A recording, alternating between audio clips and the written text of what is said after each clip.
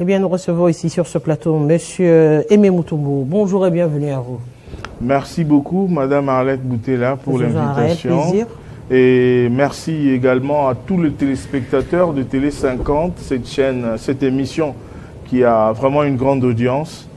J'ai le privilège aujourd'hui de venir débattre et analyser l'actualité sur les questions de l'heure et les questions que vous avez préparées pour me poser, bien sûr. Oui, on revient également sur les questions d'actualité aujourd'hui. C'est vrai qu'on est en train de parler de cet appel au patriotisme, mais également la lutte contre la corruption. Est-il opportun en ce moment, à l'heure actuelle, où on parle unité nationale, où on parle recrutement des FARDC, où on parle sécurité à l'est de la République démocratique du Congo, de lancer la lutte contre la corruption? D'ailleurs, Madame Boutella, moi je dirais même que cette campagne a été lancée en retard. À mon humble avis, il fallait qu'on les fasse un peu plus tôt. La campagne que l'Inspection générale des finances a lancée parle de la lutte contre la corruption et du patriotisme. Donc ça dit tout. Aujourd'hui, les Congolais qui se sont rebellés pour essayer de combattre la Respublica pour leurs intérêts personnels sont des non-patriotes. Parce que quand on est patriote, on ne peut pas faire ce genre de choses. Et c'est lui qui prend les armes, et c'est lui qui détourne de fonds publics destinés à la construction des infrastructures pour le développement de la République, ils sont pareils. C'est pourquoi il faudrait déjà que la jeunesse soit sensibilisée. C'est une très bonne chose. Et d'ailleurs, moi je me dis, Arlette Boutella, qui est sur votre plateau, les gens qui sont en train de nous suivre, les différents téléspectateurs de partout, de n'importe quel métier, de tous bords, que chacun essaie de prendre à bras le corps, que chacun essaie de s'approprier cette campagne, parce que la République démocratique du Congo, si elle a un grand retard aujourd'hui en termes de développement et même de croissance, c'est parce que nous avons des prédateurs, des personnes qui sont animées de mauvaise foi, qui confondent l'argent de la Respublica et l'argent, leur propre argent. Vous voyez, on vous donne 10 millions de dollars, par exemple, pour réaliser un projet parce que vous êtes à la coordination ou à la tête d'une structure et vous, excusez-moi, vous prenez 3 millions pour le projet et les 7 millions, vous les empochez. Non, vous êtes un rebelle, vous êtes un anti-patriote. C'est pourquoi moi, j'ai salué et j'ai dit que j'aimerais encourager chaque Congolais de tous bords, de n'importe quel domaine, que nous puissions accompagner cette campagne, que nous puissions mettre dans les têtes de nos enfants, dans leur tête que la corruption est aujourd'hui quelque chose de très mauvais qui ne facilite pas le développement de la République démocratique du Congo. Bravo, coup de chapeau à l'Inspection générale des finances pour ce travail qu'il a réalisé avec beaucoup de rapports que nous avons enregistrés ça et là. Et aujourd'hui, nous sommes à la lutte contre la corruption. L'IGF a démontré de quoi ce qu'elle était capable aujourd'hui avec tant de réalisations et tant de choses qui ont été faites, du genre, je vais illustrer ici, comment dirais-je, la révisitation du contrat sino-congolais. Aujourd'hui, il y a les acquis. Il y a les acquis de la révisitation du contrat sino-congolais. Plusieurs kilomètres qui sont en cours de construction aujourd'hui. Il faudrait aussi que quand on parle de la lutte contre la corruption, que nous puissions illustrer aussi ces images, montrer à la population, voilà le travail que l'Inspection générale des finances a réalisé, voilà ce que la République est en train de bénéficier en retour, en contrepartie, par rapport à cette qualité du travail réalisé. Il y a plusieurs kilomètres qui sont en construction, Madame Boutella, et ces kilomètres de route ne sont pas des routes de Jules Alingué Tekei, ne sont pas les routes des inspecteurs seulement de l'Inspection générale des finances de l'IGF. Aujourd'hui, ça va bénéficier même aux prédateurs, ces détourneurs qui ont changé les choses. Je suis en train de chuter, madame, vous allez me faire perdre le fil d'idée. Aujourd'hui, si vous voyez l'Eurocad, par exemple, une nouvelle route qui a été tracée, qui n'existe pas. Et les gens vont rouler. Les gens qui habitent les parages ont déjà commencé à savourer l'importance et l'intérêt de cette route. Pas seulement à Kinshasa, nous avons des routes dans les différentes provinces, ainsi de suite. Grâce à la patrouille financière, grâce à la lutte contre la corruption, Madame Boutella, aujourd'hui l'inspection générale venait de faire un coup de balai avec près de 12 000 entreprises qui se disaient ne plus fonctionner, mais ces entreprises fonctionnent. On a repéré sur les systèmes bancaires et tout ça que ces entreprises continuent à fonctionner, à exercer en République démocratique du Congo. C'est un grand manque à gagner. L'inspection générale des finances aujourd'hui est en train de réaliser un grand travail de qualité qu'il faudrait saluer, non seulement dans la lutte contre la corruption, mais dans l'implémentation de la bonne gouvernance. Par exemple, selon les statistiques faites, c'est 11 038 entreprises que l'IGF venait de démasquer et démanteler. Ça nous fait à peu près 30% du budget. Vous prenez le budget de la République démocratique du Congo, Madame Arlette, je sais que vous êtes très forte en calcul. Donc, prenez ces budgets-là et enlevez 30%. Vous imaginez ce que la République était en train de perdre. Je venais de parler tantôt du contrat sino-congolais, la révisitation. Combien est-ce que la République a perdu? Et maintenant, grâce à la dextérité de Jules Alinguet et ses services de l'IGF, il y a un travail qui a été fait et arrivé au niveau de la Direction générale des impôts, où aussi nous avons un patriote à la tête de cette structure, le directeur général Barnabé Mwakadi Mwamba, l'un des meilleurs aujourd'hui, qui a permis à la République d'atteindre non seulement les assignations, mais de le dépasser. C'est-à-dire nous avons espoir aujourd'hui et nous devons, Madame Boutela, accompagner cette campagne contre la lutte contre la corruption et le patriotisme. J'ajouterais même le civisme. Le patriotisme et le civisme dont on a besoin, c'est aussi arriver à sanctionner. Le réel problème, c'est ça, parce qu'aujourd'hui, c'est vrai qu'on a longtemps sensibilisé, qu'on a longtemps interpellé, l'IGF a abattu, c'est vrai qu'il faudra le dire, un grand travail en cette matière, mais cela ne dissuade pas les gens à voler, à détourner l'argent. Tout le monde est en train de crier l'argent par exemple, des FRDC détourné, l'argent des militaires. Ça veut dire que aujourd'hui, est-ce que la campagne seule suffit ou bien qu'il faudrait réellement sanctionner? Parce qu'apparemment, c'est bien beau de lancer cette campagne, mais les sanctions ne suivent pas toujours. Il faudrait, ici, j'aimerais lancer un appel aux responsables de l'appareil judiciaire de la République démocratique du Congo. À partir de la dénonciation que nous faisons, c'est quelque chose de très important. Chacun doit jouer sa partition. L'IGF n'est pas la justice. Il ne faudrait pas que nous puissions comprendre. L'IGF fait ce qu'il doit faire, alors il donne le rapport à qui de droit. Maintenant, c'est à nous, à travers cette campagne, chacun de nous doit mettre la main dans la pâte, chacun de nous doit jouer sa partition, Madame Arlette. Vous êtes pousse-pousseur, vous êtes médecin, vous êtes juriste, vous êtes journaliste, vous êtes footballeur, nous devons crier. En lingala, on dit ceux qui ont monindoki, belela. Il y a des gens qui sont partis à prison. C'est vrai, il y a des gens qui ont été acquittés. Il y a des dossiers qui sont restés lettres mortes. Mais du moins, nous devons, à travers cette campagne, sensibiliser, faire beaucoup de bruit et faire voir les méfaits du détournement, les méfaits de la corruption. C'est pourquoi cette campagne a été lancée. Moi, j'ai dit, elle a été lancée un peu en retard, mais mieux vaut tard que jamais. La campagne a été déjà lancée. Qu'est-ce que nous devons faire? Nous devons soutenir, accompagner. Dans le contexte actuel, cela ne sera pas dilué dans la question sécuritaire. Est-ce que le moment est propice? Oui, le moment est propice parce que nous parlons du patriotisme, madame. J'ai dit ici, je le disais tantôt ici, un patriote ne peut pas prendre. Autant celui qui prend des armes pour combattre, tuer ses propres frères, pour de l'intérêt, avoir un peu d'argent dans sa poche, autant celui qui détourne aussi les fonds publics. Pour moi, ils sont pareils. Pour moi, je juge ces deux catégories de personnes sur le même enseigne. Pourquoi? Parce que l'autre tue. Mais l'autre aussi tue, mais de l'autre manière. Les deux tuent, mais de deux manières différentes. C'est pourquoi on parle de la lutte contre la corruption, mais on parle aussi du patriotisme. Il faudrait bien nuancer, essayer de voir, Madame Boutela, que c'est très important. Et ça coïncide aussi au bon moment parce qu'aujourd'hui, le pays est menacé, le pays est en danger. Alors, il ne faudrait pas que nous puissions avoir des partis politiques.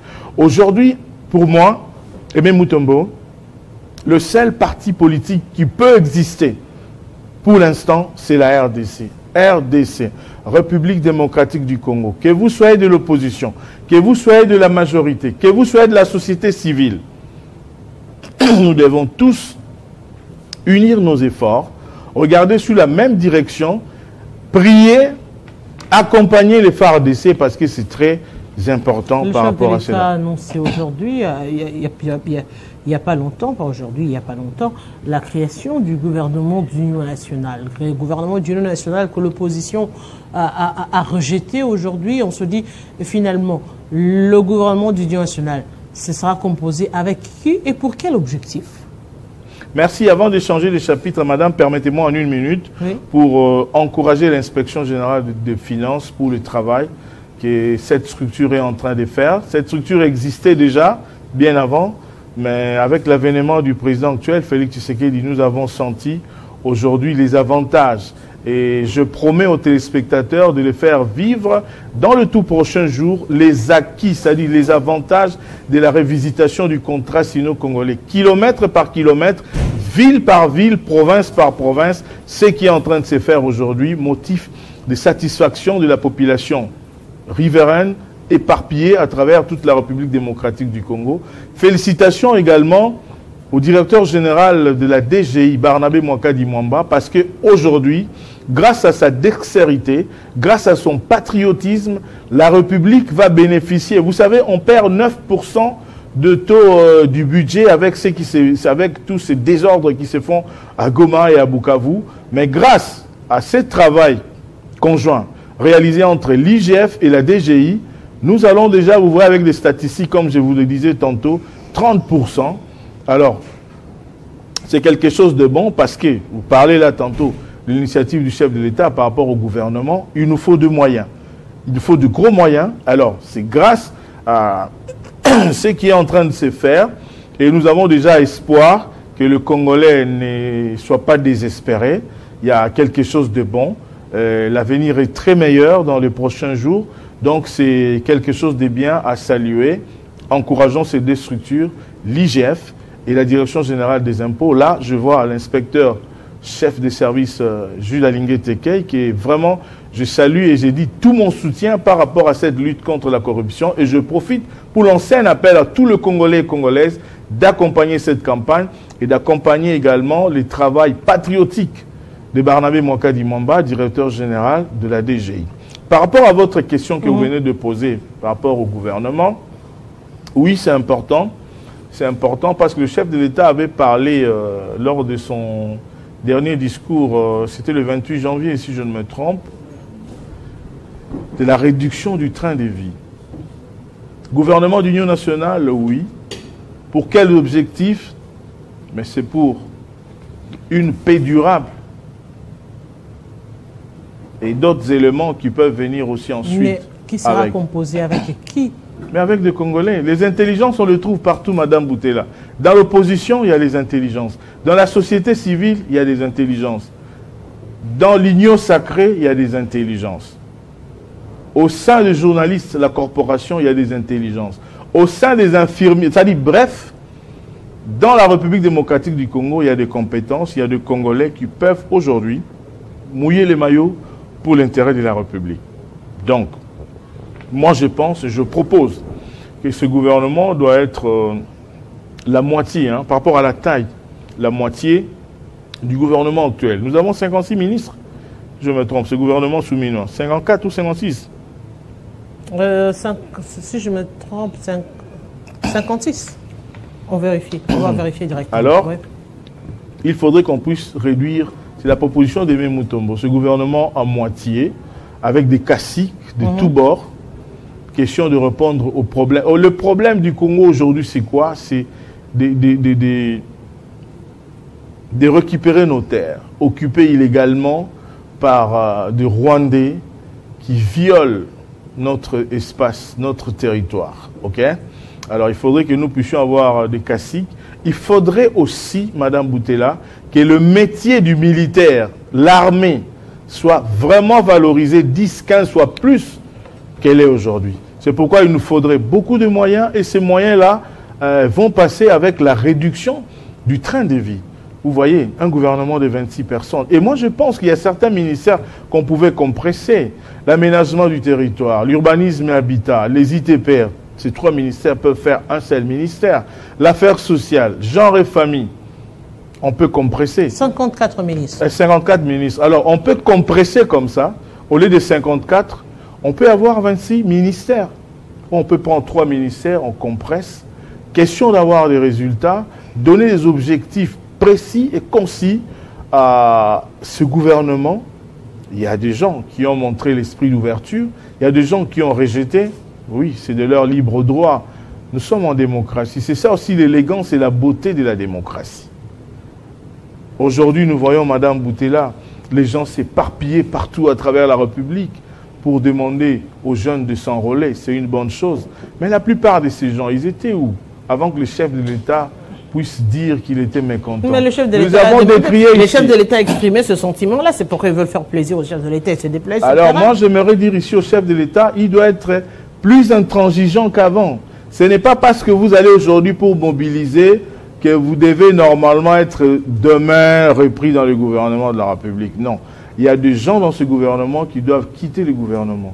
Il y a d'autres qui méritent de rester au regard du travail, de la qualité du travail qu'ils ont réalisé. La grande question d'ailleurs, on va parler d'un remaniement ou carrément de la formation d'un nouveau gouvernement. C'est ça aussi le problème. À cette question, je ne sais pas répondre par oui ou par non. Seul le chef de l'État connaît quel type de format il va faire. Ça sera soumis à deux ou ça sera un autre gouvernement. Attendons voir, ne soyons pas pressés. Mais il y a des gens qui ont mérité. Monsieur le Président de la République, il y a des gens qui ont mérité dans ce gouvernement ici, depuis même la campagne du chef de l'État. Déjà, nous avons vu, il y a des gens. Je citerai ici le vice-premier ministre Jean-Pierre Bemba Gombo.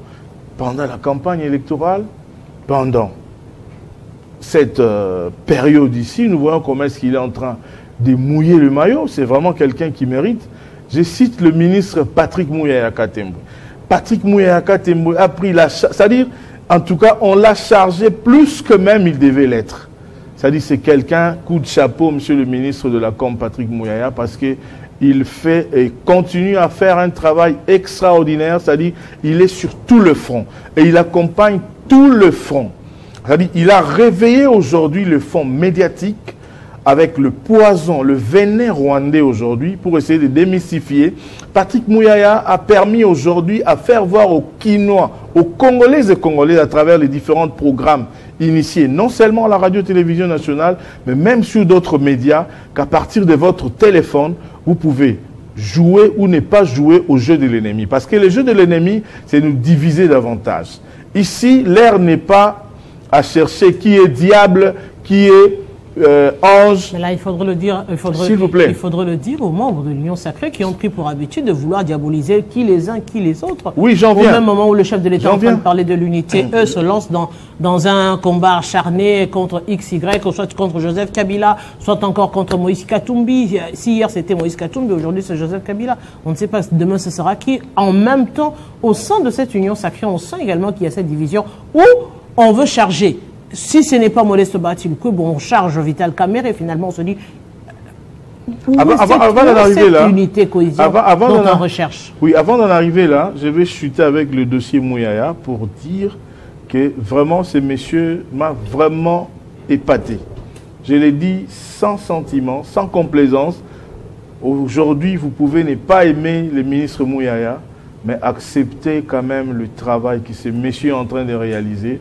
Vous savez, aujourd'hui, l'image, il a porté haut l'étendard de la République démocratique du Congo en ce qui concerne le front médiatique. Je vous dis, il est sur tout le front, à l'extérieur comme ici au Congo, avec beaucoup de briefings qu'il a organisés aujourd'hui, qui a permis aujourd'hui aux Congolais de comprendre que nous ne pouvons pas multiplier. Avec votre propre téléphone, avec vos mégas, vous ne pouvez pas partager les messages de division. Parce que plus nous sommes divisés, moins on saura résoudre les problèmes qui sont devant nous. Félicitations pour le travail qu'il réalise. Mais par rapport au dossier du professeur Modeste Batilukwe, je suis contre et je fustige avec la dernière énergie toutes les campagnes de diabolisation aujourd'hui contre le deuxième vice-président du Sénat, le professeur Modeste Batilukwe. Batilukwe, c'est parmi les gens qui sont fidèles, qui sont restés droits sur leur ligne dans l'Union sacrée pour le chef de l'État, derrière le chef de l'État. Nous avons vu, Madame Boutella, le professeur Modeste Bahati Lukwebo a accompagné une délégation auprès du président du Sénat, Sama Lukonde, pour fustiger cette épée avant que même les villes de Goma et tout ça puissent tomber. Aujourd'hui, c'est parmi les gens qui sont les grands perdants parce que de ce côté, on a saboté ses maisons, ses investigations. Il a perdu même ses propres frères biologiques de la famille. Alors, moi, j'ai dit ici, je fustige. Je ne suis pas de l'Union sacrée, mais je suis du parti politique République démocratique du Congo. L'air n'est pas à chercher, voilà, Madame Boutela est démon, Aimé Mutomboé, ange, ainsi de suite. Non, l'heure est à l'unité. Nous devons être tous unis derrière le commandant suprême de la République démocratique du Congo, qui est Félix Tshisekedi Tshilombo, qui aujourd'hui a dit non, là où plusieurs prédécesseurs n'ont pas dit non. Aujourd'hui, Kagame a été démystifié. Nous n'avons jamais vu ce qui s'est fait aujourd'hui à travers le monde par rapport à la dénonciation de condamnation. Vous savez qu'hier, on ne citait même pas le Rwanda. On ne citait pas.